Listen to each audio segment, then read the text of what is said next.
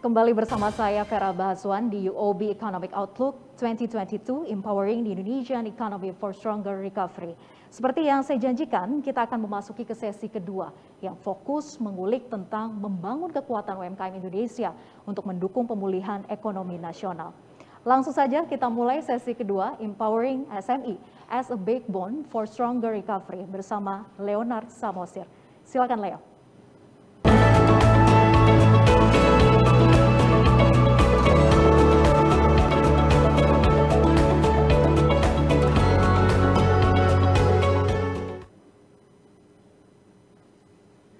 Ya, terima kasih Vera Bahaswan dan Bapak Ibu semua, selamat bergabung di sesi diskusi kedua UOB Economic Outlook 2022 Empowering SME as a Backbone for Stronger Recovery bersama saya Leonard Samosir. Bapak Ibu semua, usaha mikro, kecil, dan menengah sudah menjadi pilar terpenting dalam perekonomian Indonesia. Jumlah UMKM yang mencapai 64,2 juta memberi kontribusi terhadap PDB Indonesia 61,07%. Atau sebesar 8.573,89 triliun rupiah, dan ini juga menyerap 97% tenaga kerja dan menghimpun 60%, 60,4% persisnya total investasi.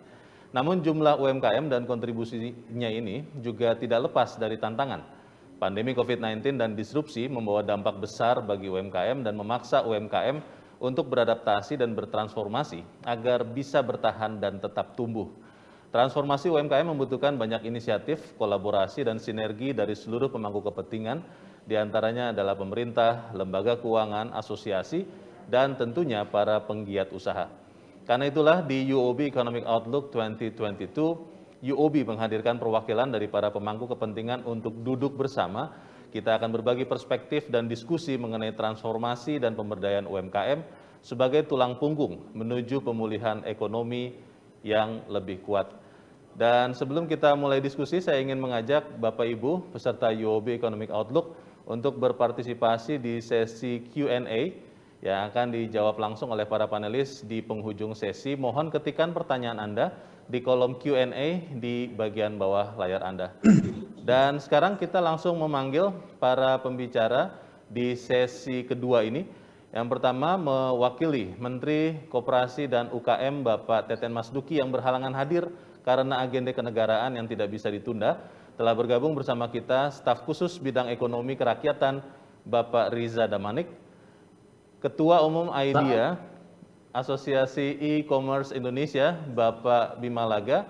Beliau pernah menjabat sebagai Associate Vice President Public Policy and Government Relation di Bukalapak, juga Public Policy and Government Relation Manager di Gojek, dan beliau dikenal ahli di bidang kebijakan publik, bisnis e-commerce, pajak dan keuangan, business development, project management, juga marketing and advertising.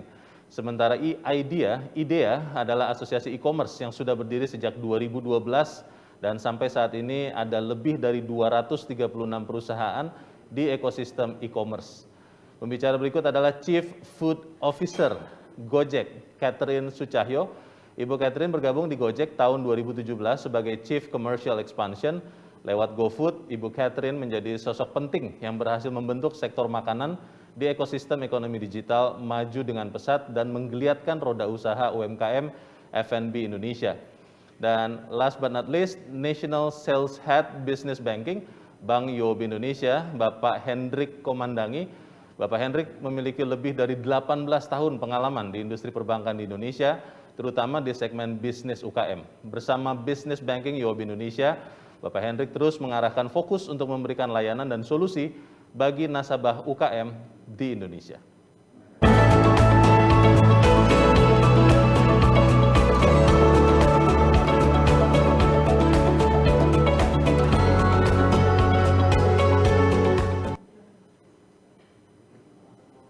Baik, dan kita langsung menyapa Bapak-Bapak dan Ibu. Satu-satunya yang paling cantik di sesi kedua ini, Bu Catherine. Selamat siang waktu Jakarta, Bapak-Bapak dan Ibu. Selamat siang, Pak Leo, Bang Leo. Baik, salam sehat selalu ya. Selamat siang, Mas. Iya, terima kasih. Saya ingin langsung memulai diskusi kita dengan bertanya ke Pak Riza Damanik. Pak Riza, Bank Dunia mengatakan 80% UMKM yang terhubung ke ekosistem digital punya daya tahan yang lebih baik. Dan kita tahu bahwa sejak tahun lalu, 2020, Kementerian Koperasi UKM menjalankan program literasi digital untuk UMKM, namanya UMKM Go Digital. Pak Riza, sebetulnya bagaimana perkembangannya dan seperti apa dampak dari akses digital itu bagi UMKM? Pak Riza. Ya, terima kasih Mas.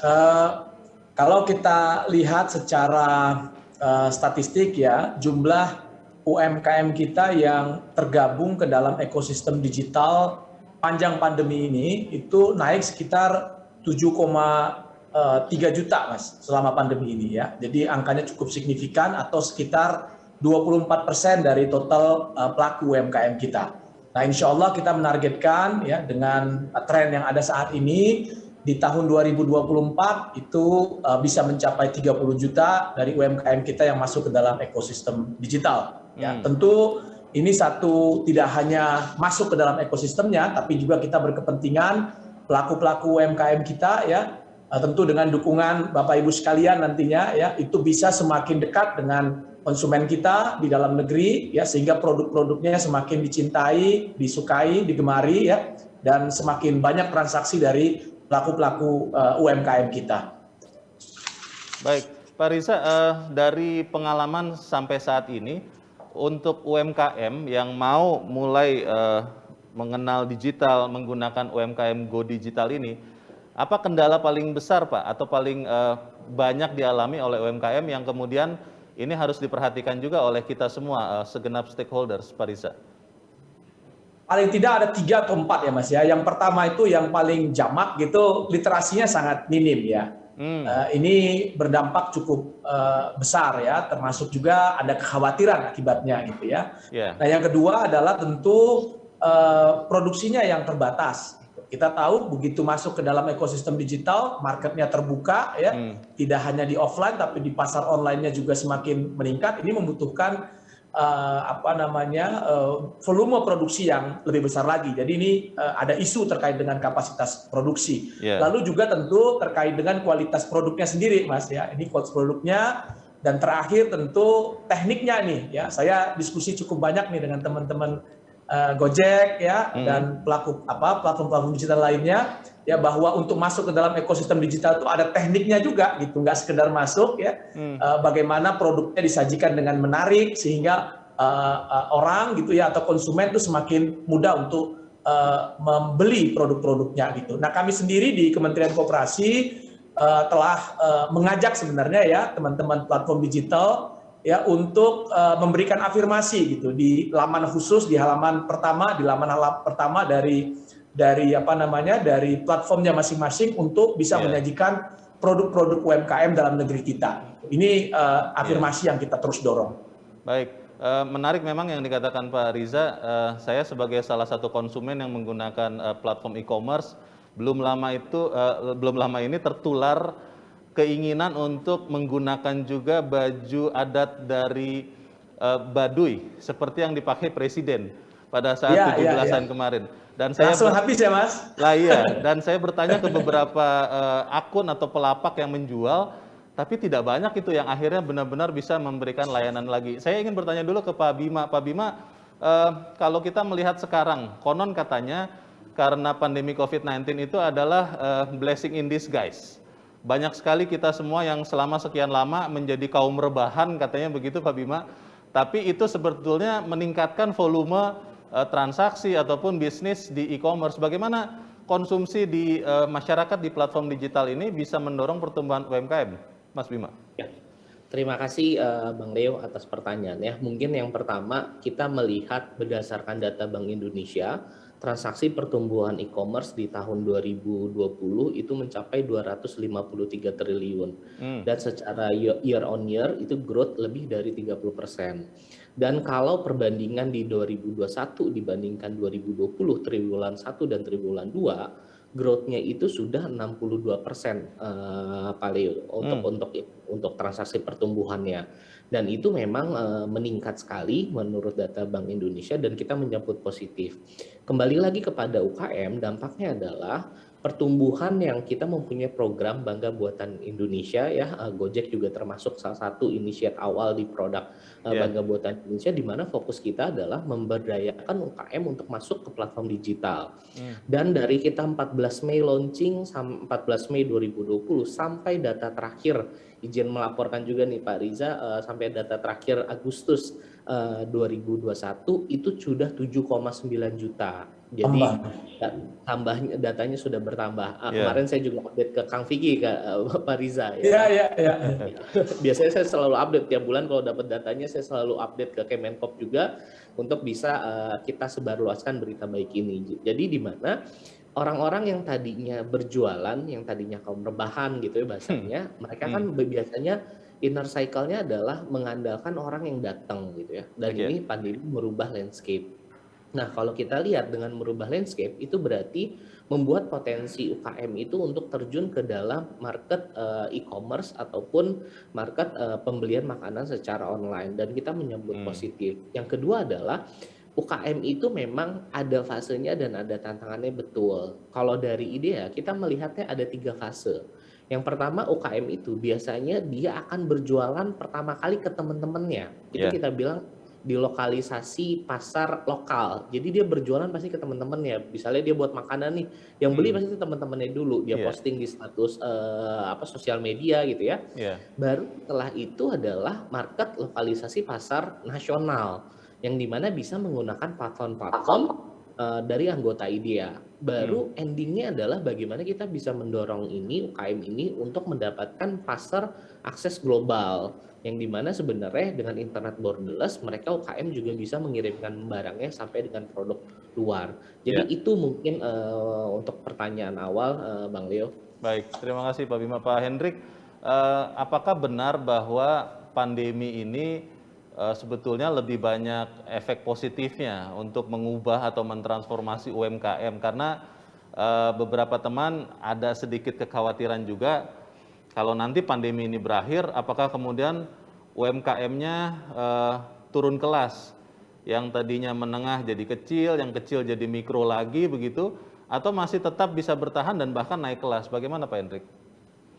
Terima kasih Bang Leo untuk pertanyaannya. Pertama-tama saya ingin mengucapkan selamat pagi dulu ya untuk Pak Riza, Pak Bima Laga, dan Bu Catherine ya.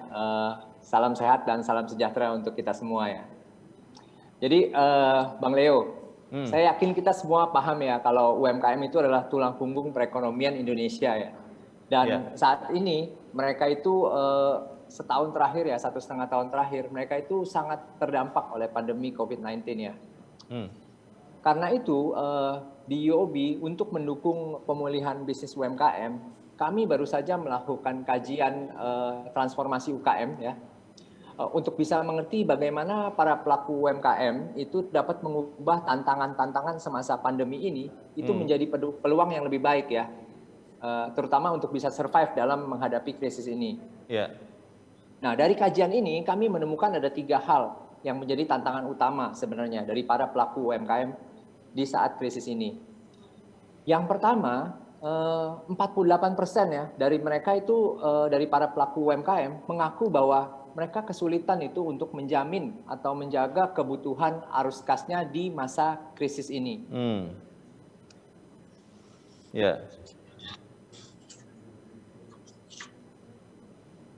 Oke. Jadi ini seperti yang terlihat di layar yang saya share ya. Pak. PSBB, PPKM ya, sama terbatasnya mobilitas konsumen ya, tentu saja membuat UMKM itu kehilangan pemasukan ya. Padahal untuk bisa survive, mereka tetap harus membayar kewajiban operasional mereka ya, Bang Leo ya. Efek dominonya adalah ya pembayaran ke suppliernya ini juga terganggu. Dan otomatis ya suppliernya juga mengalami masalah arus kas yang sama ya, terhambat juga. Dan yang kedua, ini berhubungan dengan yang pertama ya, adalah mereka mengaku mengalami penurunan penjualan. Ya, tentu saja ya, sulit mempertahankan penjualan tanpa ada orang yang berani pergi keluar ya, pergi ke pasar. kan waktu itu di awal belum terjadi perubahan perilaku konsumennya ya, seperti yang disebutkan tadi ya barusannya. Nah, yang terakhir adalah akibat dua hal tersebut ya, mereka mengaku kesulitan nih untuk menjaga keberlangsungan usaha. Nah, dari hasil studi tersebut, kami menemukan bahwa banyak para pelaku UMKM itu memilih ya untuk bisa melakukan transformasi untuk mengadopsi teknologi digital untuk menghadapi tantangan tersebut. Nah, bagaimana sih sebenarnya transformasi digital yang mereka lakukan? Yang pertama tentu saja ini yang sudah disebutkan dari tadi ya, mereka mulai melakukan pemasaran digital. Mereka mau menangkap peluang lewat si kaum rebahan tadi ya, di platform e-commerce yang sudah sangat bertumbuh pesat di Indonesia nih. Tadi data yang di-share oleh Pak Bima itu sangat menarik ya, terus bertumbuh. Jadi itu sangat encouraging gitu ya. Nah, kita tahu ya UMKM ini identik kan ya dengan proses yang manual, one man show gitu ya. Nah, untuk bisa melakukan pemasaran digital yang baik, mereka tuh perlu melakukan transformasi yang kedua ini ya. Mereka mulai harus mengotomatisasi ya proses bisnisnya. Jadi melalui digitalisasi dan komputerisasi dari berbagai macam proses bisnisnya. Nah, dengan melakukan transformasi tersebut, digitalisasi tersebut, para UMKM mulai bisa ya punya waktu lebih untuk merencanakan keuangannya. Tadinya kan mereka karena semuanya manual, sibuk sekali ya. Kerjaannya sehari-hari mulai dari buka toko, ngurusin sendiri semua ya. Even staffnya semua disuruh-suruh, nggak otomatis, nggak digital. Dengan digitalisasi ini, mereka punya waktu lebih untuk bisa melakukan perencanaan keuangan yang lebih baik. Jadi ke depan mereka bisa lebih maju gitu. Nah, dari transformasi tersebut, mereka bisa nih jadinya nih mengubah tantangan-tantangan tersebut menjadi peluang. Tadi mengutip dari Bang Tommy tadi ya, in every cloud there is a silver lining ya tadi ya katanya. Jadi ada peluang nih di balik tantangan-tantangan tersebut. Nah, yang pertama ya tentu saja ya dia bisa mulai menangkap tuh para pelanggan-pelanggan baru yang tadinya nggak datang ke toko. Tadinya mereka hanya jualan di toko, yang datang yang belanja adalah orang yang datang ke toko. Sekarang dengan digital mereka bisa merangkup pasar yang jauh lebih luas di seluruh Indonesia, bahkan bisa ke luar negeri juga. Ya, yang kedua ya mereka otomatis jadi bisa mengurangi biaya operasional karena prosesnya tadi sudah dilakukan tidak manual lagi. Minim sumber daya, mereka bisa lakukan lebih cepat, lebih otomatis. Dan yang terakhir ya otomatis mereka jadi lebih produktif ya, produktivitasnya meningkat, efisiensinya meningkat, dan otomatis profitnya bisa lebih baik. Jadi di masa pandemik ini sangat jelas nih dari hasil studi kami bahwa digitalisasi adalah salah satu kunci transformasi yang perlu dilakukan oleh para pelaku UMKM supaya bisa bertahan di masa pandemi dan setelah pandemi nanti, Bang Leo. Baik, terima kasih Pak Hendrik. Saya ingin ke Bu Catherine. Bu Catherine, saya senang karena akhirnya saya ketemu dengan Ibu yang adalah chief dari setiap order makanan yang saya suka lakukan juga, Bu. Dan langganan kita. Itu dia. Dan kalau kita melihat kalau ada makanan katakanlah misalnya bubur ayam begitu ya. Itu ada sekian pelapak yang menjual, tapi akhirnya hanya tinggal sedikit sekali yang memang layak beli karena fotonya bagus, harganya masuk akal, servisnya bagus. Dan akhirnya secara alamiah terseleksi lagi. Kalau Gojek, Bu Catherine, apa yang sudah dilakukan Bu untuk mendukung UMKM yang kelihatannya saat ini dominan adalah kuliner supaya kemudian juga tadi bisa mengakses peluang-peluang yang baru tadi? Bagaimana Bu Catherine? Terima kasih Pak Leo. Saya sering banget nih di-accuse sama banyak orang kalau tanggung jawab kalau gara-gara GoFood bikin tambah gemuk gitu ya. Itu efek samping yang positif itu Bu. Positif, benar. Untuk menjawab pertanyaan mungkin ada 3 ya. Kalau secara garis besar apa yang Gojek, GoFood lakukan untuk UMKM terutama di masa pandemi ini. Yang pertama ini karena inisiatif dari Kemenkop juga Pak Riza, makasih gitu kan. Digitalisasi daripada UMKM itu penting banget. Karena apa artinya? Mungkin dulu sebelum pandemi, apalagi merchant-merchant yang lebih tradisional, restoran-restoran yang lebih tradisional, yang lebih kecil terutama gitu ya. Dan mohon maaf gitu, mungkin kalau misalnya ownernya tipikalnya misalnya lebih berumur, itu buat mereka go online itu momok banget. Tadi kan Pak Risa sempat nyebut juga gitu ya, belum apa-apa udah khawatir dulu, udah takut dulu gitu. Nah itu salah satu yang pertama, yang kita benar-benar di masa pandemi itu kita buat bagaimana proses untuk join ke GoFood semudah mungkin, sesingkat mungkin gitu ya. Jadi orang itu nggak menjadikan itu momok gitu kan. Apalagi kita juga sadar pada saat kemarin PSBB, PPKM, of course kesehatan lebih dulu gitu. Betul. Jadi kita menjadi platform yang mudah-mudahan goal kita adalah untuk bisa membantu restoran-restoran itu, terutama yang UMKM. Kalau yang kemarinnya sebelum pandemi itu mereka rely-nya lebih kepada offline gitu ya. Sekarang mereka bisa lebih ke online juga supaya penurunan penjualan itu nggak terlalu drastis. Mungkin itu yang pertama. Yang kedua itu training. Nggak bisa dipungkiri untuk pelaku-pelaku usaha UMKM itu pada awal pandemi, kalau saya boleh share sedikit, itu adalah masa yang sangat-sangat challenging. Karena apa? Pertama, waktu pandemi mulai hit gitu ya, yang paling dikhawatirkan hygiene. Kita semua pasti mikir hal yang sama gitu ya. Kebersihan, hygiene-nya seperti apa. Mungkin itu bukan kenyataan, tapi persepsi. Persepsinya adalah, merchant yang lebih besar, yang punya brand name, itu lebih tahu hygiene proses. Iya, lebih bersih. Yang lebih kecil enggak. Gitu. Padahal kan belum tentu benar juga.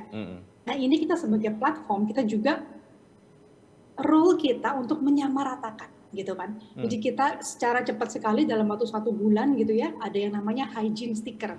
Jadi kita bilang ke merchant-merchant, ini ada 4 step yang harus dilakukan gitu ya. Habis itu mereka self declare dan mereka dapat stikernya itu.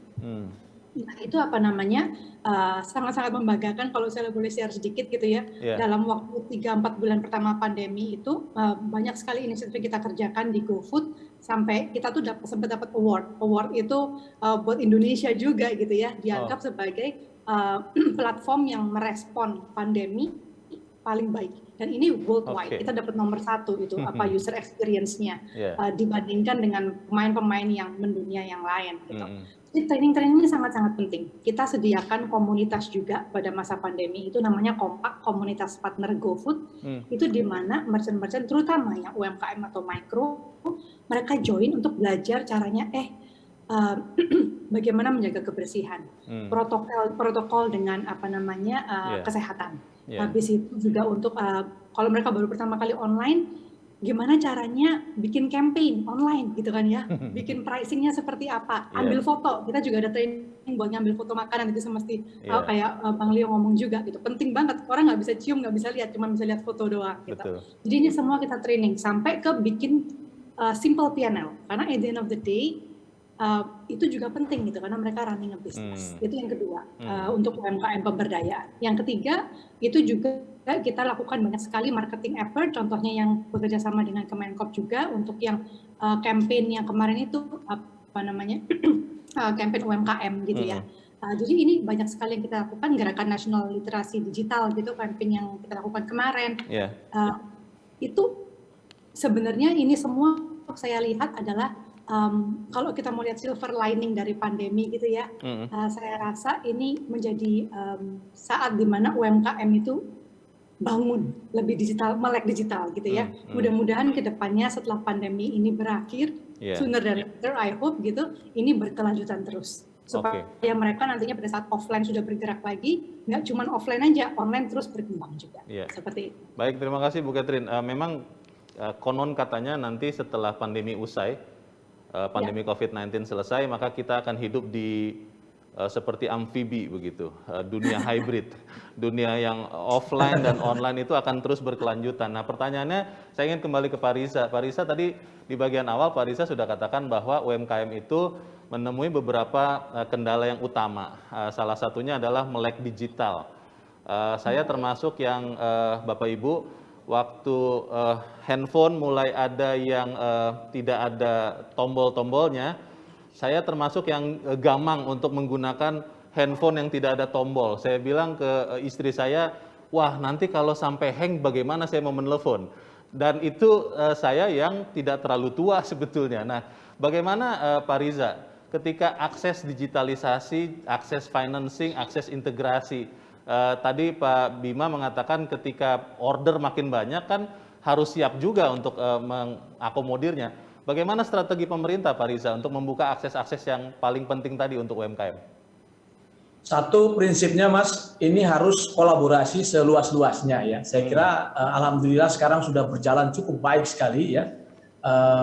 Banyak teman-teman yang e-commerce juga melakukan pendampingan atau upaya-upaya bersama-sama dalam kerangka untuk mendorong pelaku UMKM kita onboarding ke dalam ekosistem digital. Kami sendiri di Kementerian Koperasi dan UKM juga melakukan sejumlah pelatihan ya, pendampingan, termasuk juga inkubator usaha ya, termasuk juga Mas, karena kita di dalam Undang-Undang Cipta Kerja itu mendorong 40% dari belanja pemerintah untuk menyerap produk-produk UMKM ya, maka ini juga dimanfaatkan dalam kerangka untuk membawa atau memasukkan UMKM kita ya onboarding ke dalam platform pengadaan barang dan jasa pemerintah, baik itu LKPP ya maupun padi UMKM atau pasar digital yang kolaborasi antara Kementerian Koperasi dengan Kementerian BUMN. Jadi seluruh instrumen kita dorong, kita perkuat dalam kerangka untuk memberikan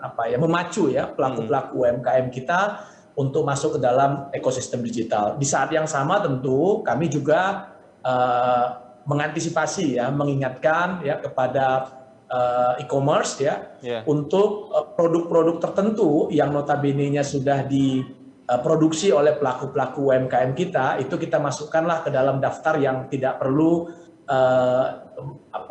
dijual melalui produk impor misalnya begitu ya. Ini sudah kami lakukan ya secara bertahap sejumlah e-commerce misalnya untuk produk-produk yang pakaian muslim misalnya ya, hijab dan seterusnya yang notabene-nya sudah cukup jamak diproduksi oleh pelaku-pelaku UMKM rumahan ya di banyak tempat di Indonesia. Ini kita harapkan sebagai bagian dari afirmasi untuk memastikan produk-produk UMKM kita itu benar-benar mewarnai ya di dalam pasar digital kita.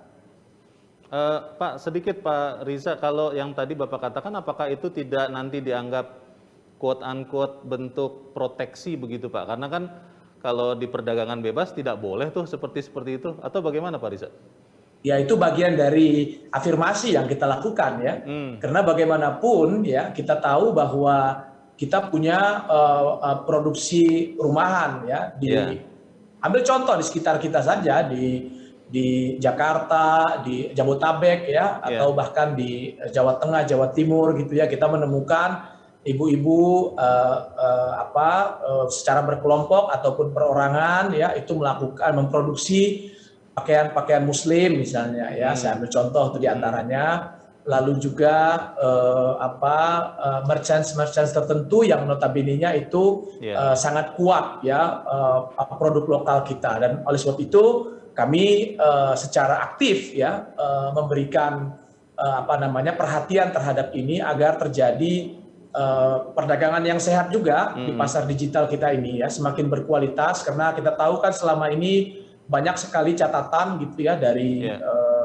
banyak pihak ya yang mengatakan bahwa ini pasar digital kita cukup besar, tapi kenapa produknya banyak produk impor. Nah ini kan kita harus jawab juga gitu ya.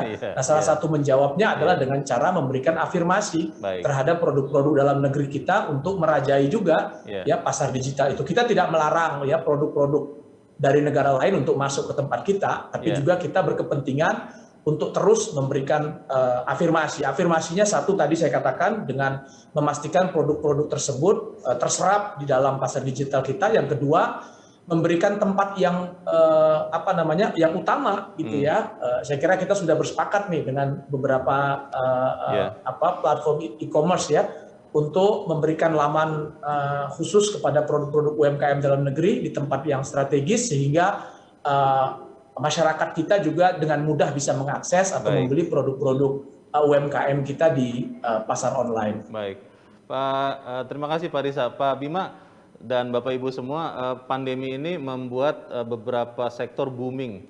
Teman saya yang tidak pernah kenal tanaman akhirnya rumahnya jadi seperti mini hutan. Yang tidak pernah olahraga akhirnya beli sepeda, beli 1, beli 2, beli 3. Tapi ketika saya datang ke toko sepeda, sekarang mereka bilang, waduh, kami kelebihan inventory Pak, karena ternyata tren sepeda itu mulai redup lagi. Nah, Pak Bima, dari sisi e-commerce Pak, apa yang bisa dikontribusikan untuk mendukung UMKM supaya blessing in disguise karena pandemi ini tidak berhenti saat pandeminya berakhir, tapi bisa terus berkelanjutan. Bagaimana Pak Bima? Iya, yang pastinya memang sektor UMKM juga harus bisa melihat momentum ya Mas. Jadi kalau misalnya waktu awal pandemi orang itu beralih semuanya menjual alat-alat kesehatan. Banyak sektor UMKM juga terjun di dalam situ. Tetapi setelah permintaannya stabil, harganya juga stabil gitu ya, banyak lagi sektor-sektor hobi gitu. Contohnya tanaman itu kan termasuk hobi ya Mas. Betul. Hobi dan olahraga outdoor gitu ya. Itu memang momentum. Nah, banyak juga sektor-sektor bisnis itu harus juga bisa melihat momentum. Contohnya ini masker yang saya pakai ini Mas buatan Polytron. Oh. Jadi dan bagus memang buatan dalam negeri Polytron dan bagus. Sekarang saya pakai maskernya selalu masker itu. Jadi itu adalah diversifikasi dari bisnis dan melihat momentum kan. Nah ini juga harus bisa dimanfaatkan oleh para UMKM khususnya. Kita juga lihat momentumnya seperti apa. Makanan ya hampir semua saya rasa di Instagram itu atau di mana gitu dia posting itu jualan kue apa segala macam. Nah yang tadi balik lagi ke statement saya sebelumnya, awalnya dia pasti jualan ke temennya dulu Mas. Setelah dia serius, mereka akan posting di GoFood dan yang lainnya untuk memperluaskan akses pasar. Karena kalau temen berapa sih kontak temen saya di handphone saya pasti kan terbatas. Begitu setelah dia mau eskalasi, mereka perlu memanfaatkan platform digital ini. Dan sekarang platform digital juga mempunyai gerakan bangga buat Indonesia seperti kata Pak Riza. Jadi platform itu mempunyai tempat khusus para UMKM. Jadi platform itu kalau akuisisi UMKM itu pasti ditaruhnya di situ Mas kategorinya. Lebih memudahkan dari sisi pencarian dan lebih memudahkan user untuk menemukannya juga produk itu Mas. Baik, terima kasih Pak Bima. Pak Hendrik, UMKM itu sayangnya kasihannya kalau saya bilang kena stigma bahwa itu usaha yang ya berjuang setiap hari, termasuk misalnya soal pembukuan, itu rata-rata maaf kalau kata anak-anak muda itu acak kadut Pak. Nah, bisnis seperti ini kan kalau untuk perbankan relatif tidak begitu menarik untuk kemudian diberikan pembiayaan atau bantuan yang lain. Apa yang bisa dilakukan atau diberikan perbankan Pak Hendrik untuk berkontribusi bagi pengembangan UMKM? Iya, jadi pada dasarnya ya perbankan itu kan memang berfungsi untuk penyedia jasa keuangan ya Bang Leo ya. Jadi sudah selayaknya kalau bank itu harus berperan serta secara aktif ya untuk mendukung semua program pemerintah dalam memberikan akses layanan keuangan yang terbaik buat para pelaku UMKM. Namun ya seperti yang tadi Bang Leo bilang ya, selain layanan jasa keuangan tadi ya, para UMKM itu kan juga punya kebutuhan yang lain. Nah, inilah yang perlu dilakukan, yang perlu diresponi oleh bank atau perbankan untuk bisa membantu para UMKM tersebut untuk mendapatkan akses digitalisasi dan integrasi terhadap ekosistem yang digelutinya itu ya, Bang Leo ya. Even ya membantu mereka juga tadi yang disebutkan oleh Bu Catherine ya, edukasi yang dilakukan oleh Gojek ya, membuat simple P&L gitu ya, itu salah satu hal yang perlu dilakukan juga oleh bank. Istilahnya ya, kalau perbankan itu harus bisa menyediakan one stop business solution untuk para UMKM ini. Nah, di era yang sekarang ini ya, kita banking itu tidak bisa berhenti hanya di banking solution saja. Jadi bank itu harus terus berinovasi untuk bisa memberikan solusi-solusi beyond banking tadi untuk para pelaku UMKM. Nah, bank ini harus terus kolaborasi ya, jadi ya dengan para pelaku ekosistem untuk bisa menciptakan integrasi dunia usaha yang baik ya. Jadi kita juga harus terus melakukan edukasi dan advisory kepada nasabah-nasabah kita ya, supaya mereka makin bagus administrasinya, keuangannya, makin bankable istilahnya. Dan juga kita juga harus secara aktif bisa memfasilitasi para UMKM ini supaya bisa go digital nih. Tadi inisiatif yang dilakukan oleh kementerian dan juga para pelaku e-commerce itu sangat baik ya untuk bisa membantu mereka. Nah, jadi dari sisi bank, kuncinya ada dua, Bang Leo. Yang pertama adalah kita harus fulfill their banking needs, dan yang kedua adalah ya kita harus fulfill juga their beyond banking needs ya, dari para pelaku UMKM tersebut. Baik, beyond banking needs ini menarik. Nanti mungkin saya akan tanyakan, tapi saya ingin ke Bu Catherine dulu. Terima kasih Pak Hendrik. Bu Catherine, kalau kita melihat ini kan upaya bersama. Tadi di awal Pak Riza mengatakan kolaborasi. Kalau anak muda sekarang sedikit-sedikit collab, Bu. Collabnya pakai B, bukan pakai P dan S, karena itu yang tidak kita inginkan. Nah, kalau menurut Anda, Bu Catherine, apa yang bisa kita lakukan bersama-sama agar UMKM itu punya akses integrasi yang baik, Bu Catherine? Thank you, Pak Leo, pertanyaannya. Itu penting banget memang ya, karena harus kita, awalnya gini dulu, awalnya kita semua sadari untuk kita bisa memajukan UMKM di Indonesia, really takes a village gitu ya.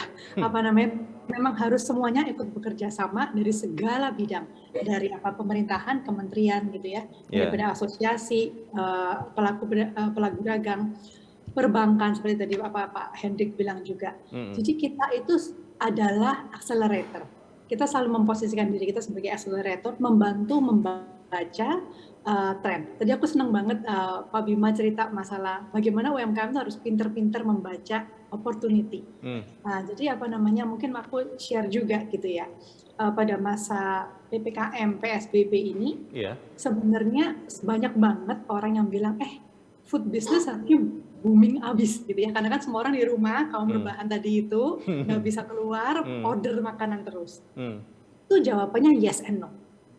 Karena apa? Harus kita akuin juga pada masa pandemi ini, purchasing power, bargaining power itu orang juga agak concern gitu ya. Pasti kita lihat ada segmen market di mana mereka tuh pikir harus irit gitu ya Pak ya. Itu kan banyak banget tendensi ke arah sana. Jadi kita harus pintar-pintar kita bilang oke, itu kenyataan.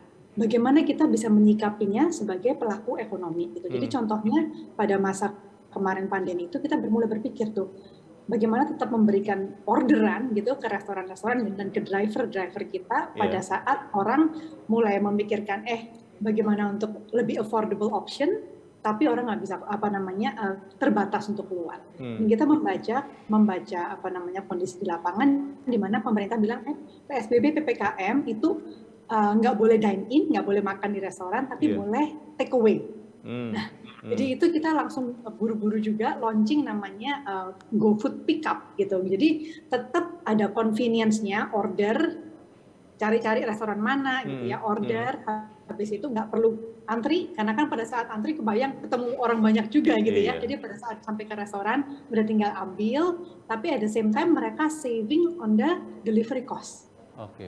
Jadi kita mencari win-win-win solution di sana, di mana pelaku bisnis restoran masih mendapatkan bisnis, gitu kan ya, tapi customer masih dapat convenience-nya, tapi kita juga menjaga prokes gitu. Jadi saya rasa di situ banyak banget tanggapan yang sangat-sangat positif dari pelaku ekonomi. Dan di situ kita juga bekerja sama misalnya dengan pelaku ekonomi yang punya mall. Karena kan mall pasti kemarin tuh terimpas banget gitu ya gara-gara PSBB PPKM. Nah ini jadi mereka suka banget dengan solusi seperti ini. Ini contoh mengintegrasi solusi gitu ya. Malahan mall itu menyediakan namanya pick up point di bawah, jadi nggak perlu naik turun gitu. Jadi itu semua harus memang benar-benar kita kerjasamakan. Saya rasa ini kembali lagi ke kalau saya bilang ya, pandemi kemarin itu benar-benar jiwa Indonesia gotong royong itu itu paling luar biasa. Contoh-contoh people come together, benar-benar semangat gotong royong tuh kelihatan banget. Jadi itu yang saya rasa menjadi acuan pada saat kita mulai mengintegrasi solusi-solusi itu. Oke, terima kasih Bu Catherine. Tadi di bagian sebelumnya Pak Riza sudah sempat mengatakan bahwa kita ini Indonesia yang bergaul di ranah global, tapi kita juga harus punya keberpihakan kepada sesama Indonesia, dalam hal ini UMKM. Saya ingin bertanya ke Pak Bima. Pak Bima, produk impor itu banyak sekali yang sejenis dengan produk UMKM lokal yang masuk e-commerce, dan akhirnya karena perbedaan skala industrinya Pak, dan juga mungkin efisiensi sistem distribusi dan sebagainya, akhirnya harga mereka lebih kompetitif daripada produk sejenis produk dari UMKM lokal buatan Indonesia.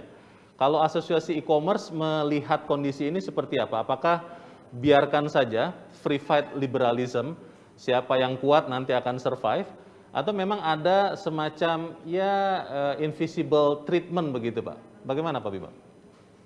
Ya, kalau kita dari asosiasi e-commerce, kita justru sekarang mendorong dengan program Bangga Buatan Indonesia itu Mas. In terms, tadi kan Pak Riza sudah menyampaikan kan, ada beberapa anggota IDEA gitu ya, marketplace juga sudah sepakat untuk tidak berjualan produk kategori tertentu yang tidak indirect shipping langsung dari negara luar. Tetapi bagaimana kalau produknya sudah sampai di sini gitu ya? Apa yang bisa kita perbuat? Kan selanjutnya pertanyaannya kan itu. Jadi udah nggak bisa pembelian langsung, and then what kalau produknya udah di sini? Yang bisa kita lakukan adalah kita harus mendorong produk-produk kita untuk bisa meluas, Mas. Jadi memang kategori yang masih UKM di Indonesia khususnya di bidang digital itu kan produk artisan kan. Jadi fashion, food, craft gitu ya, itu memang produk-produk yang masih dominan sekali produk UKM kita yang berada di ekosistem digital. Nah, bagaimana sebenarnya produk-produk ini bisa terus didorong kualitasnya dan juga bisa bersaing. Sepeda contohnya Mas, yang tadi Bang Leo, itu ada sepeda kayu ya. Saya mau order Mas, sepeda kayu Mas, sepedanya dari bambu, itu orderannya PO-nya 3 bulan Mas. Tunggu 3 bulan? Luar biasa, luar biasa. Produknya itu produknya juga endorsean dari Kemenperin dan Kemenkop UKM gitu. Nah, ini justru hal-hal yang seperti ini yang masyarakat harus tahu gitu. Saya udah tertarik banget waktu sepeda kayu kan, bambu sepedanya. Waktu saya order PO-nya bisa 3 bulan Pak Bima. Wah, maksudnya dari segi itu permodalan nanti Pak Hendrik juga sudah menyampaikan gitu ya. Permodalan juga menjadi salah satu faktor bagaimana dia mau mengeskalasi bisnisnya kan. Nah, udah PO 3 bulan berarti kan salah satunya dia harus meningkatkan basis masa produksi kan. Untuk meningkatkan basis masa produksi ditarik lagi apa yang dibutuhkan? Pastinya permodalan. Nah, disinilah peran dari ekosistem perbankan bisa masuk di situ Mas sebenarnya. Baik, terima kasih Pak Bima. Menarik karena saya juga sempat hampir mau beli sepeda dari kayu itu Mas Bima. Tapi kemudian saya berpikir ulang bukan karena PO-nya lama, tapi karena saya khawatir kalau nanti saya naik sepeda itu kehujanan, nanti tumbuh daun-daunnya begitu kan. Nanti itu naik sepeda atau naik pohon begitu. Baik, saya ingin ke Bu Catherine. Bu Catherine, kalau Anda melihat orang Indonesia, kita semua ini kan sangat bersyukur ya. Ketika ada kemalangan kita mengatakan, oh masih mending saya selalu melihat sisi yang positif begitu ya. Nah, begitu. Betul. Nah, jadi ketika kita kena pandemi COVID-19 ini, itu kan membuat blessing in disguise UMKM kita malah terakselerasi dengan cepat untuk mengakses digital, permodalan, dan yang lain-lain. Tapi kalau Anda melihat bagaimana sesungguhnya potensi UMKM kita ke depan, apakah Gojek punya rencana juga untuk melancarkan suatu program supaya UMKM ini bisa maju dan bukan hanya bertahan seperti sekarang, ya tapi naik kelas juga, Bu Catherine. Thank you, Mas. Itu banget sih ya. Jadi banyak sekali inisiatif-inisiatif kita dari yang saya manggilnya hygiene gitu ya. Ini fundamental yang memang harus terus kita lakukan. Seperti tadi saya bilang training, seperti tadi kayak kompak komunitas itu tetap harus jalan. Itu kemarin tuh saya share ya, 3 bulan pertama itu 70.000 UMKM langsung mendaftarkan, organik.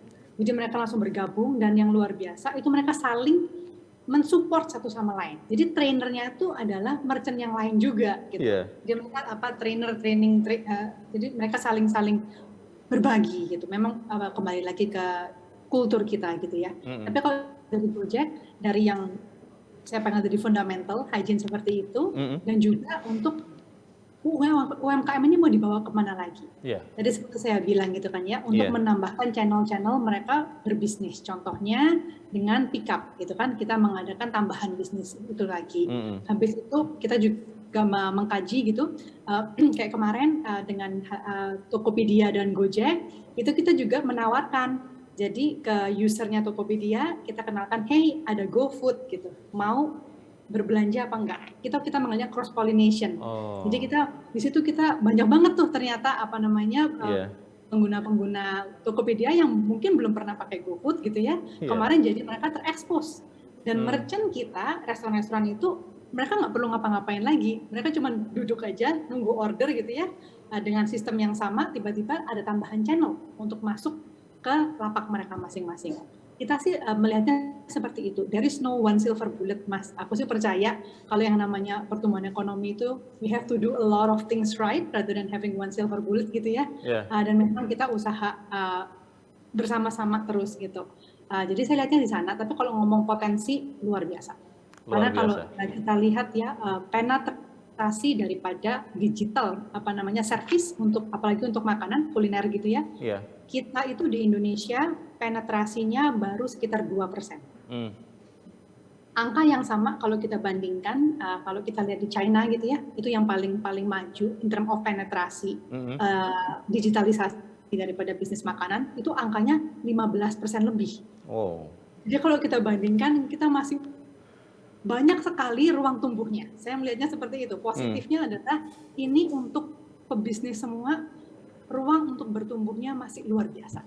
Jadi kita sangat-sangat antusias dan sangat-sangat optimis juga ya untuk kita bisa bekerja sama. Mudah-mudahan bapak-bapak di sini juga kita bisa bekerja lebih dekat lagi gitu untuk bisa empower UMKM ini. Baik, thank you Bu Catherine. Pak Riza, saya masih ingat pelajaran fisika Bapak-bapak dan Ibu bahwa energi potensial itu akan tidak jadi apa-apa kalau tetap berhenti di potensial saja, tidak digerakkan, tidak menjadi energi kinetik, katanya begitu. Saya lupa sih, makanya saya nggak masuk jurusan fisika. Tapi pertanyaan saya ke Pak Riza, sebetulnya apa Pak yang dibutuhkan UMKM Indonesia supaya punya daya saing yang kuat? Apalagi kalau misalnya kita ingin masuk ke pasar regional, pasar global. Karena seperti tadi kata Pak Bima, kalau sepeda kayu atau sepeda bambu yang sangat unik tapi menunggunya saja 3 bulan, ya kalau terkirim begitu kan repot juga. Bagaimana Pak Riza?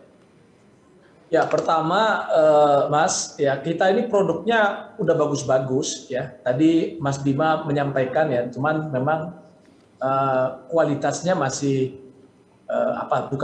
volumenya itu masih sangat terbatas gitu ya. Nah maka oleh sebab itu kami sekarang mendorong ya agar UMKM kita yang kecil-kecil perorangan ini dilakukan konsolidasi, ya, dilakukan agregasi sehingga berhimpun. Ya. Apakah basisnya kami sangat menyarankan itu bisa dilakukan dengan berkoperasi, gitu. Ya itu yang pertama. Nah yang kedua kita juga melihat ini brandnya terlalu banyak, Mas. Ya terlalu banyak brandnya. Jadi kami juga mendorong sekarang ini untuk dilakukan konsolidasi brand. Ya. Jadi jangan lagi sampai nanti kalau saya dari Sumatera Utara nih ya, sama dengan Bang Leo ya, itu kalau kita pergi ke Danau Toba tuh beda suku, beda marga, beda nama kacangnya tuh. Ya, jadi akhirnya proses untuk iklannya ya, untuk edukasi kepada publiknya itu menjadi lebih rumit gitu, lebih mahal gitu ya. Padahal kita penting untuk bisa publik punya kesan terhadap produk kita dengan brand yang lebih kuat. Gitu. Nah ini yang kedua yang juga kami terus perkuat saat ini. Nah yang ketiga adalah kita ketahui bersama bahwa UMKM kita ini terhubung ke dalam rantai nilai atau bahkan rantai nilai global itu kan masih relatif rendah, Mas. Ya. Jadi ini yang sedang kami terus dorong. Alhamdulillah dalam 2 pekan terakhir belakangan ya itu sudah dilakukan piloting dengan 6 BUMN. Dalam kerangka untuk memasukkan UMKM kita ke dalam rantai nilai BUMN misalnya. Ini sebagai exercise kita dengan harapannya nanti bisa diperluas ya, termasuk juga dengan private sector. Kalau kita belajar dengan Jepang misalnya ya, ketika pemerintah Jepang menetapkan 2 industri strategis nasional mereka ada di otomotif dan di elektronik misalnya, maka UMKM-nya menopang itu dengan menyiapkan spare part otomotif maupun kelengkapan untuk elektronik misalnya. Nah kita menuju ke arah sana ya, tidak bisa lagi UMKM-nya jalan pada track sendiri lalu industri nasionalnya jalan di track sendiri, itu nggak bisa. Harusnya ini kita berada dalam satu rantai nilai yang sama sehingga kuatnya industri nasional kita juga ditopang oleh kuatnya UMKM nasional kita. Ini menjadi prioritas kami yang ketiga. Nah yang keempat tentunya adalah kita terus mendorong nih Mas dalam aspek pembiayaan. Tadi benar ya Pak Hendrik ya, Pak Bima, Bu Catherine juga menyampaikan tersebut bahwa ini pembiayaan penting untuk terus didorong. Kita sudah punya, saya kira kalau saya pelajari dari sejumlah negara, hampir seluruh skema pembiayaan di dunia dalam konteks penguatan UMKM itu sudah ada di Indonesia. Ya, bahkan kita sudah punya gradasi sistem pembiayaan kita untuk usaha ultra mikro, kecil, ya, menengah. Bahkan kami sekarang sudah membuat spesialisasi pembiayaan untuk koperasi melalui lembaga pembiayaan dana bergulir gitu. Jadi sekarang sudah lengkap.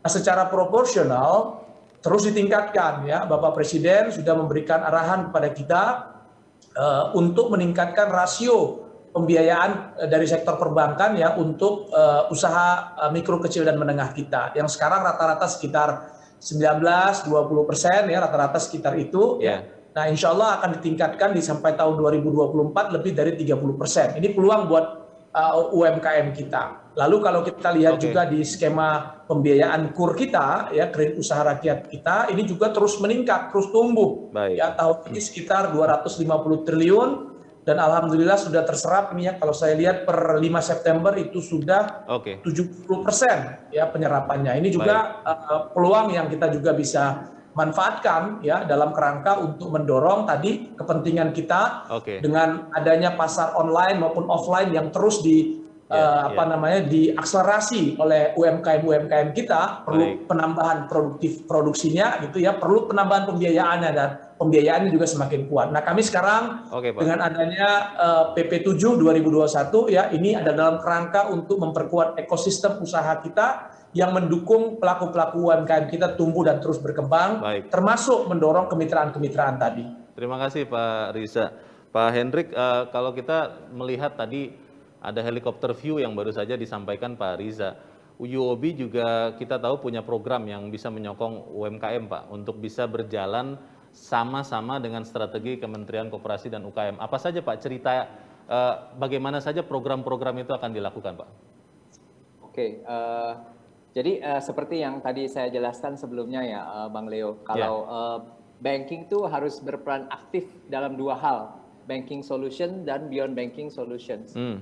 Jadi yang dalam banking solution sudah pasti ini sejalan dengan apa yang disampaikan oleh Bang Riza tadi, ya, akses ke financing kepada customer-customer kita, mulai dari UKM sampai even yang pelaku usaha yang lebih kecil, mikro dan ultra mikro, ya, ultra mikro. Bahkan di masa COVID-19 ini, ya, pandemi ini, ya, UOB juga secara aktif itu memberikan program keringanan kewajiban sementara, ya, kepada semua nasabah-nasabah yang terimbas pandemi, ya. UOB juga berperan serta aktif dalam program pemerintah, ya, pemulihan ekonomi nasional, ya, dan itu mendapat tanggapan yang cukup baik dari para nasabah kami yang di sektor UMKM. Di bagian yang kedua, poin yang kedua tadi, untuk beyond banking solution, UOB juga memiliki program untuk membantu UMKM supaya bisa go digital.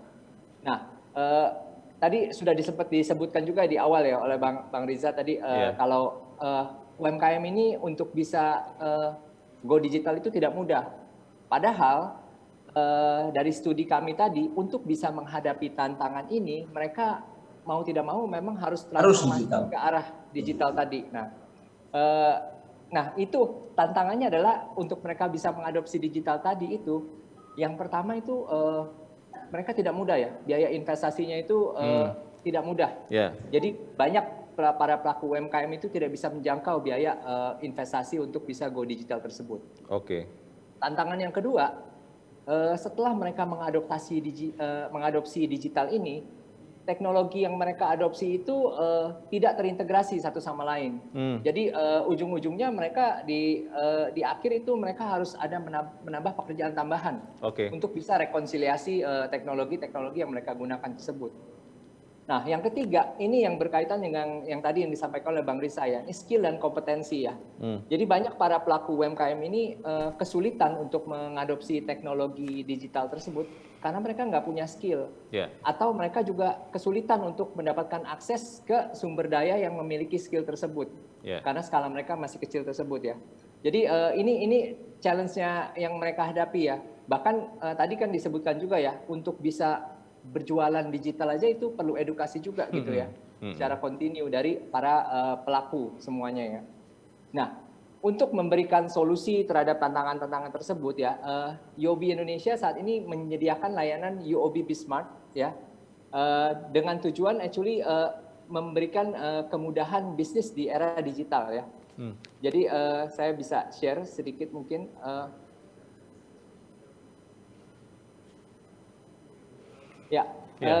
Nah, apa yang UOB Bismart tawarkan ya? UOB Bismart ini menawarkan layanan digital dengan harga yang terjangkau bagi para pelaku UMKM, layanan yang lengkap dan terintegrasi, dan user friendly atau mudah digunakan. Jadi ini untuk meresponi tantangan-tantangan yang tadi dihadapi oleh para pelaku UMKM untuk mengadopsi digital tersebut. Nah, pada aplikasi UOB Bismart, mulai dari mengatur keuangan ya, mereka berjualan di e-commerce, mengelola pembayaran, mengelola karyawan, sampai melakukan transaksi perbankan itu dapat dilakukan dengan satu aplikasi ini aja, real time dan instan prosesnya gitu. Nah, jadi saya mau mengundang juga untuk para pelaku UMKM ya, untuk bisa dapat menggunakan UOB Bismart untuk membantu mendigitalisasi bisnis Bapak Ibu semua ya. Demikian Bang Leo, program dari UOB. Baik, terima kasih Pak Hendrik.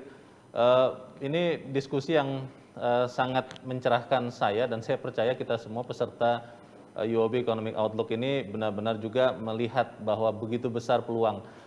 Diskusi ini akan kita lanjutkan, tapi saat ini kita akan menampung dulu, menjawab dulu berbagai pertanyaan yang sudah diajukan oleh para peserta. Kita buka sesi Q&A. Ada pertanyaan yang pertama ini untuk Pak Riza. Pak Riza, ini mungkin masalah yang berlaku umum, bukan hanya UMKM tentunya. Bagaimana untuk daerah-daerah yang akses dan kemampuan internetnya cenderung lebih terbatas? Ini terus kita tahu diusahakan untuk lebih terpapar begitu ya, lebih dapat internet yang bagus oleh Kominfo, oleh pemerintah. Tapi kan memang masih ada daerah-daerah yang tidak punya akses internet yang baik.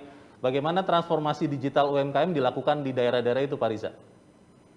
Ya, pertama saya menyampaikan ya, kalau kita lihat data terakhir ya, hampir sebagian besar wilayah Indonesia kan sebenarnya sudah tercover ya dalam infrastruktur digital tersebut gitu. Tentu kalau kita lihat sebagai satu prasyarat, tentunya kalau masuk ke dalam ekosistem digital ya infrastruktur digitalnya harus mendukung kan gitu ya.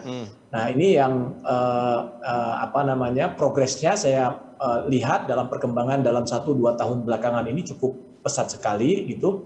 Bahkan salah satu prioritas dari kita ya pemerintah adalah membangun desa-desa digital. Jadi basisnya sudah pada ekosistem kawasan begitu, dan ini terus berkembang di Indonesia.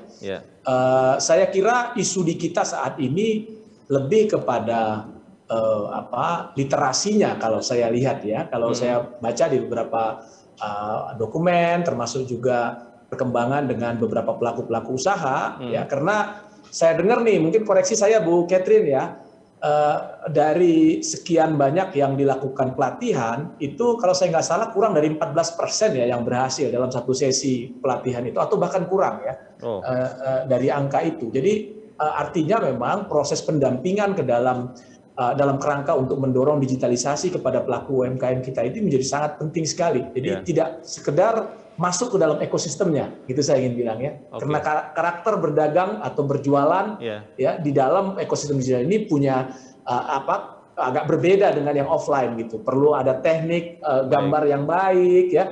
Bahkan kalau saya dengar tuh harus ada kata kunci yang memang mudah untuk diingat atau dipanggil gitu ya, sehingga akan menjadi membuat produk-produk yang disajikan tersebut betul-betul hit dan bisa diakses oleh sebanyak-banyak konsumen kita. Baik, terima kasih Pak Riza. Langsung ke Bu Catherine, nanti setelah itu Pak Hendrik pertanyaannya sama. Ini ada peserta yang bertanya, kalau melihat kaum milenial, sekarang katanya ada kaum zilenial, saya tidak tahu lagi apa lenial lagi yang nanti akan muncul, itu sangat volatile. Mungkin karena kepribadiannya juga masih suka galau begitu. Nah, ketika mereka mengkonsumsi sesuatu, itu kan cenderung tidak ajak ya. Nah ini bagaimana e-commerce, tadi Pak Bima sudah katakan sih bahwa melihat momentum, tapi persisnya seperti apa e-commerce membantu para UMKM ini supaya tetap punya bisnis yang relatif stabil, Bu Catherine? That's a very good question. Karena memang bener banget, apalagi kalau kita ngomong makanan ya, makanan itu juga ada trennya, bukan fashion doang yang ada tren makanan, kan juga ada trennya gitu ya. Jadi kita itu di GoFood juga ada setahun sekali atau 2 tahun sekali gitu ya, yang setahun sekali lebih besar reportnya, terus ada yang setiap 6 bulan lebih singkat reportnya mengenai food trends. Kita juga ada kayak prediksi gitu ya.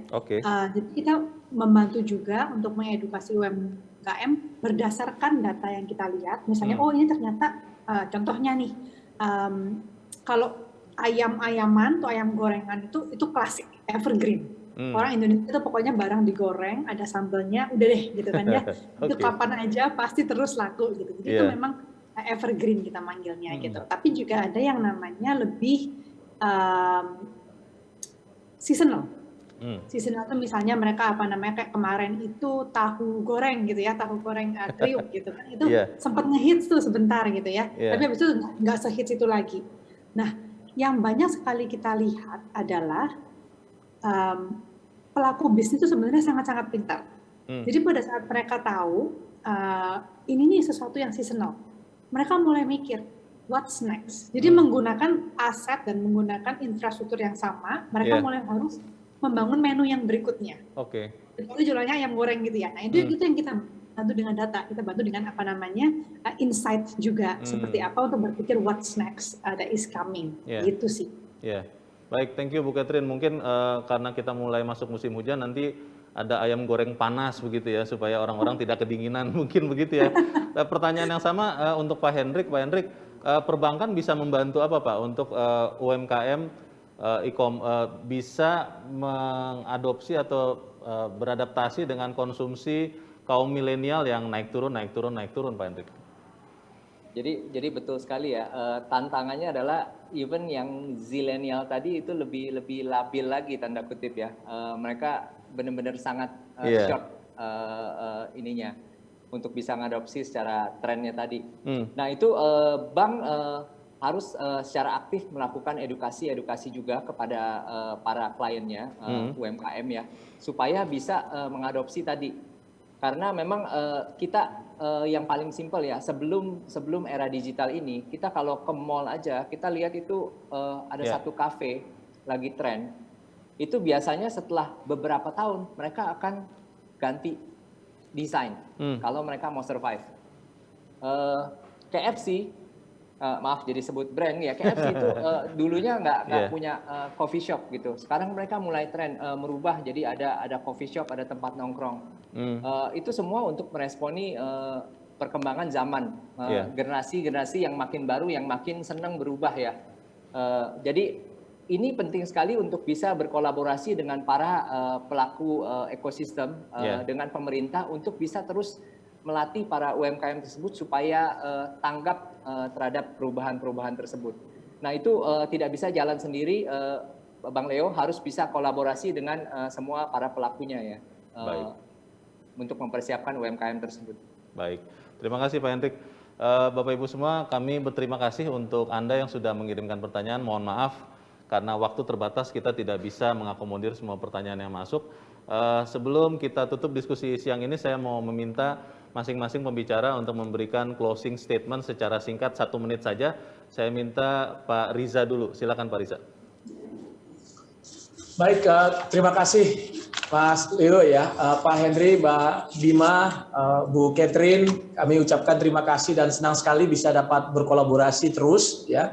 Kami yakin betul dan sebagaimana sudah disampaikan oleh pembicara-pembicara sebelumnya bahwa pandemi COVID ini satu sisi tentunya ada tantangannya, tapi juga ada peluangnya. Dan digitalisasi adalah satu peluang yang ada di depan kita. Ya, potensi pasar kita besar sekali, ya, dan sudah banyak penelitian, ya, proyeksi ke depan bahwa pasar ini akan terus membesar.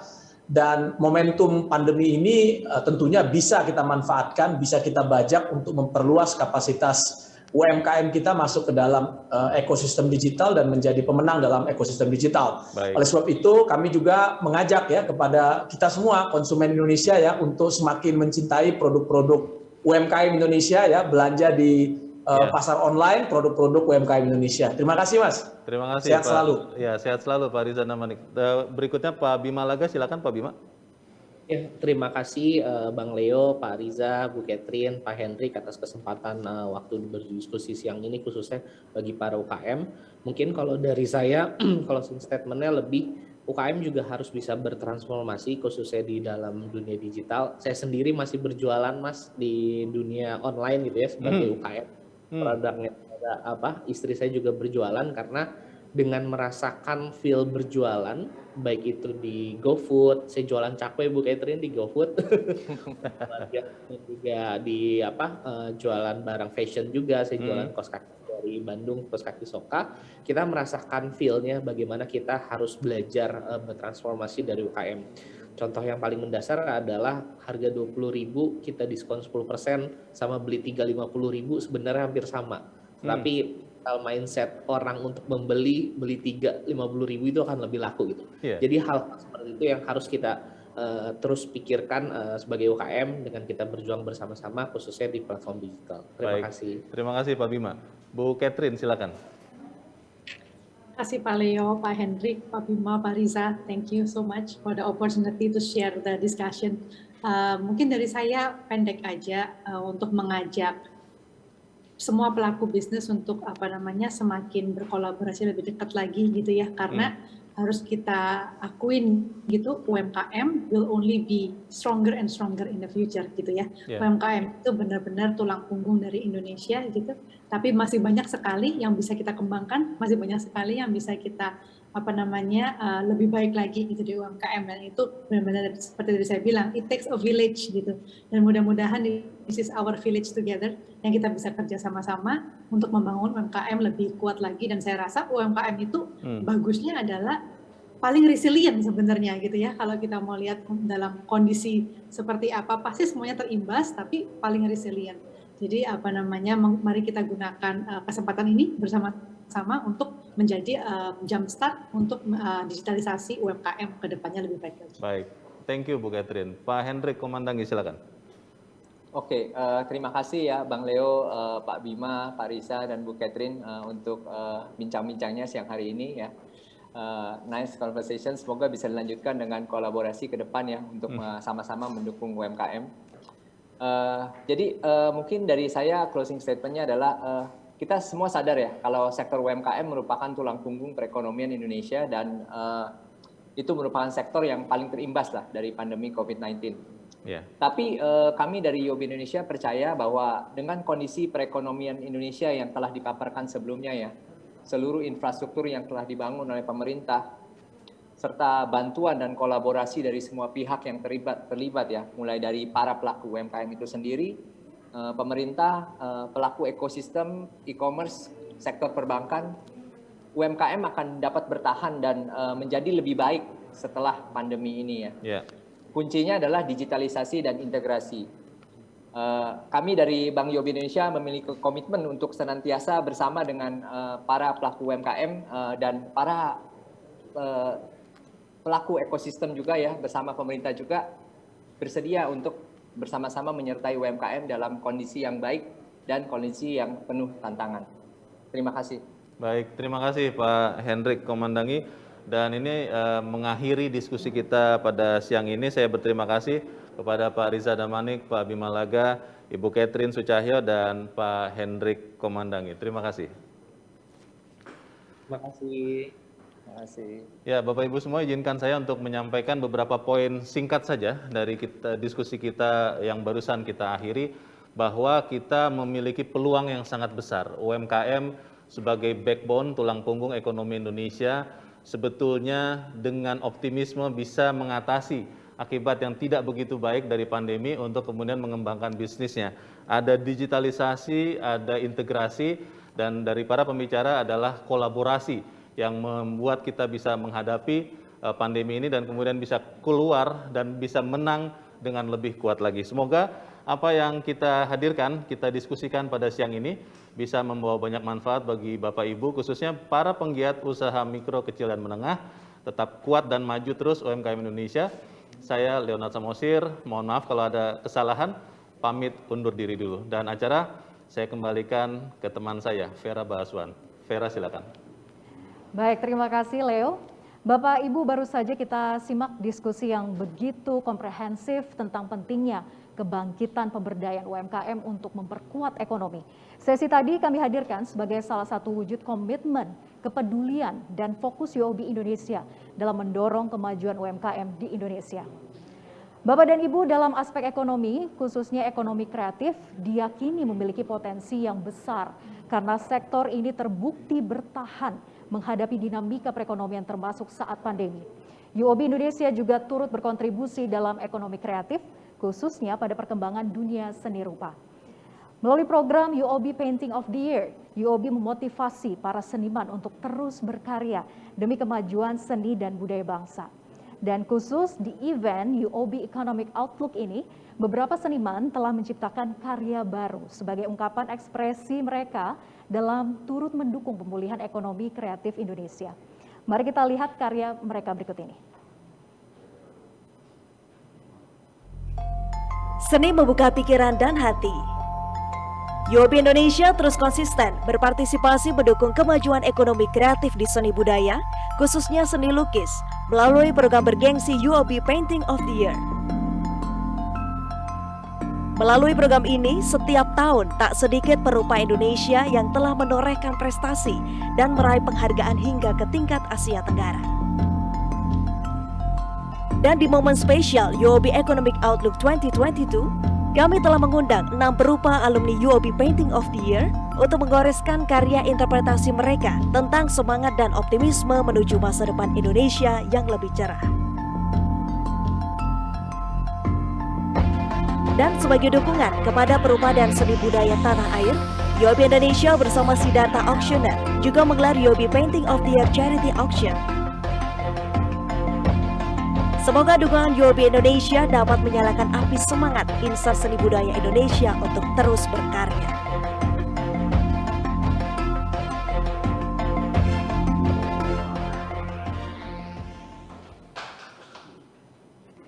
Bapak Ibu, tak terasa kita sudah tiba di penghujung acara UOB Economic Outlook 2022. Semoga apa yang kami paparkan hari ini dapat memperkaya wawasan dan referensi Bapak Ibu sekalian, serta bermanfaat untuk melangkah maju membangkitkan usaha di tahun 2022 dan tahun-tahun ke depan. Kami ucapkan terima kasih kepada seluruh pembicara dan peserta yang hadir di hari ini, dan sebagai perangkum sekaligus penutup Economic Outlook 2022, kami persembahkan closing remarks dari Presiden Direktur UOB Indonesia, Bapak Hendra Gunawan. Bapak Hendra, kami persilakan.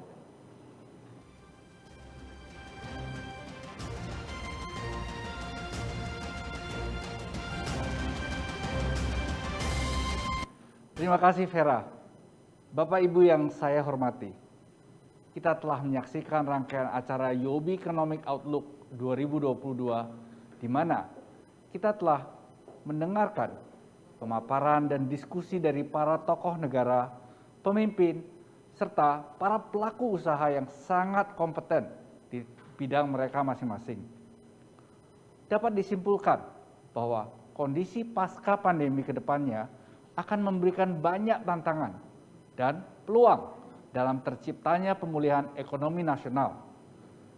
Namun hal ini harus tetap disikapi dengan prinsip kehati-hatian.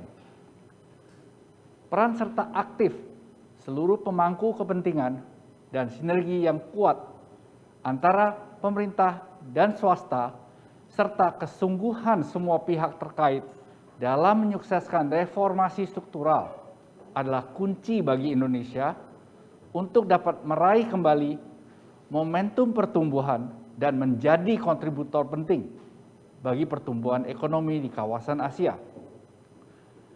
Saya dan segenap direksi, manajemen, serta seluruh rekan kami di UOB Indonesia mengucapkan terima kasih atas atensi dan partisipasi Anda dalam acara UOB Economic Outlook 2022. Sampai jumpa lagi di UOB Economic Outlook mendatang.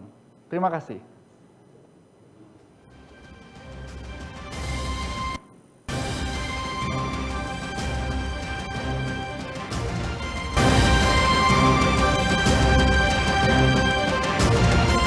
Terima kasih Anda telah menyaksikan UOB Economic Outlook 2022. empowering the Indonesian economy for stronger recovery.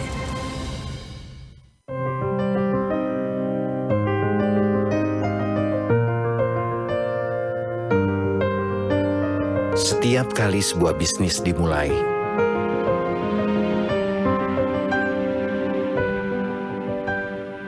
pintu kesempatan terbuka di seluruh Asia. Dan ketika ada pintu tertutup,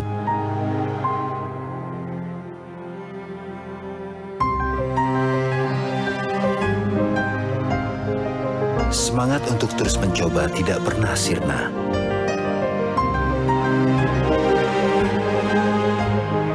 Komitmen mereka sangat tinggi bagi masa depan Asia. Seperti juga komitmen kami kepada Anda.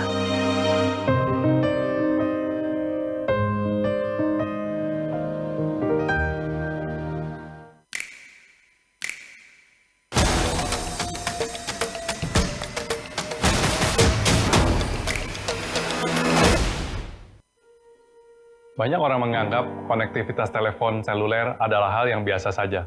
Padahal, di balik itu ada industri yang berkembang luar biasa pesat.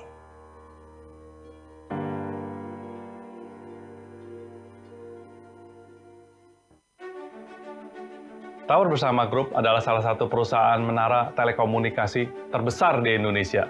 Bisnis utama kami adalah menyewakan ruang pada menara sebagai tempat pemasangan antena dan peralatan lain untuk transmisi sinyal wireless. Ini yang kami sewakan kepada operator telekomunikasi di Indonesia.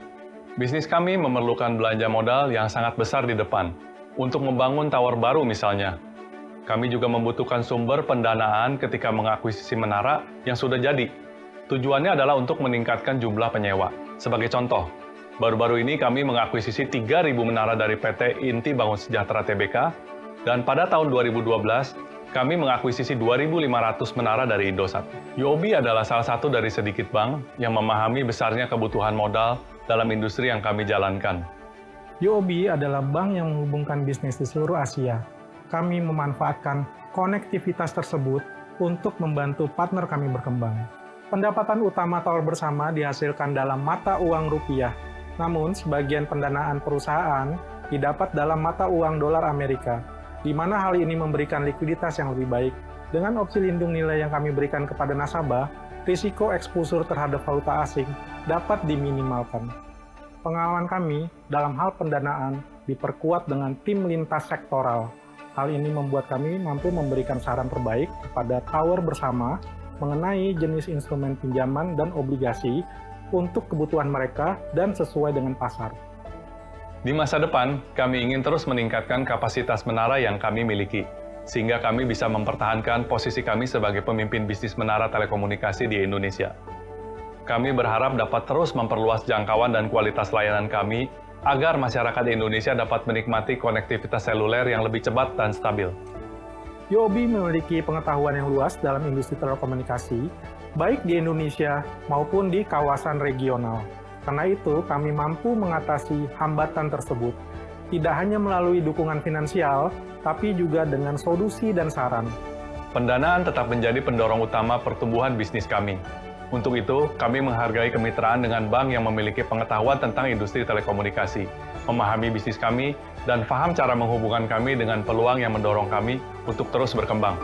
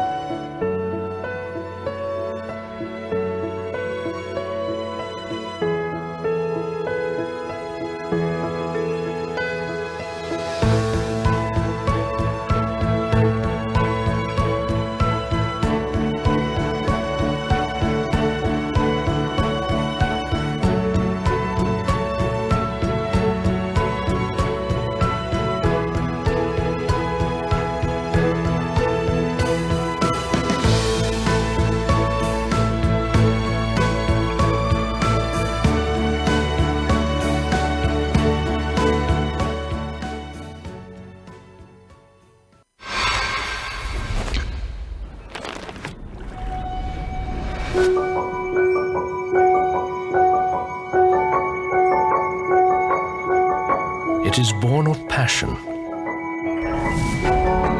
and planning. It is from both the heart and the head. It is knowing when to use a fine touch and when to act in bold strokes. It respects tradition, yet is constantly reinventing. It is enterprising. It is having a vision and staying true to it to create something meaningful and lasting. It is always acting with integrity. It is plans and ambitions made real. It is art. It is also banking. A belief that banking is more than mere numbers, that it has the power to transform lives. And above all, a belief that banking is about relationships that endure, that are built for the long term.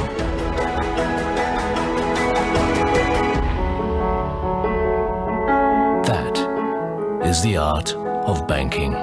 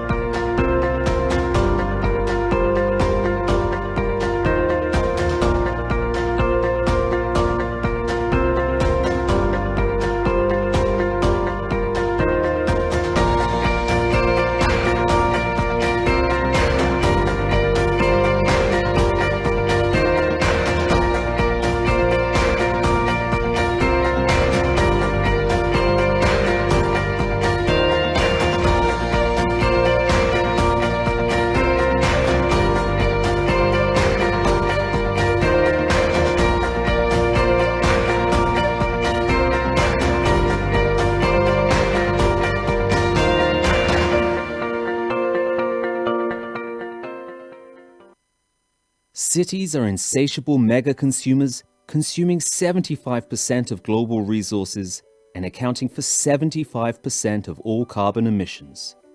What if the Earth's natural resources fail to keep up with the rapid urbanization and population growth?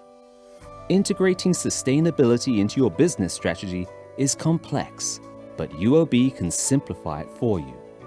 Leverage our sustainability expertise to make informed decisions and access sustainable financing tailored to your business needs. Green trade financing future-proofs your business, builds resilient supply chains, and supports your sustainability initiatives. With minimal upfront investment, you can reduce your business and home's electricity bills with our energy efficiency and use solar programs. Those who are building, upgrading, or acquiring a green building can leverage our solution to obtain green financing. Financing is also available for plastic recyclers and buyers of recycled products. Our sustainable financing solutions also support projects related to renewable energy, wastewater management systems, electric vehicles, mass urban transport, and more. UOB's sustainable financing frameworks provide a streamlined and transparent process for you to access sustainable financing. Our capabilities, coupled with our dedicated teams, can help you achieve your sustainability aspirations and bring forth tangible benefits to the environment.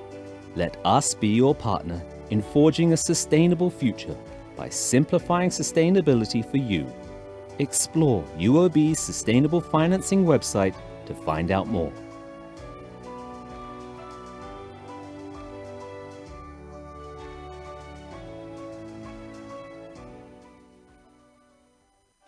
What does it mean for us to do right by our customers?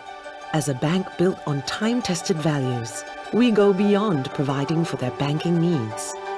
We focus not only on their future, but on future generations.